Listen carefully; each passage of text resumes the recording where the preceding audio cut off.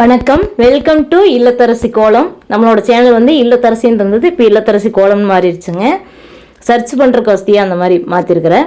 பார்த்தீங்கன்னா இப்போ இந்த கோலம் போட்டுக்கலாம். இந்த கோலம் வந்து ரொம்ப சூப்பராக இருக்குங்க, ஈஸியாக இருக்கும். உங்களுக்கு என்னோட இந்த இல்லத்தரசி கோலம் சேனல் பிடிச்சதுன்னா சப்ஸ்கிரைப் பண்ணி சப்போர்ட் பண்ணுங்கள். என்னோட சுவைசிக்ஸ் சேனலையும் பாருங்கள், அதுவும் நல்லா இருக்குங்க. அது சமையல் சேனலு.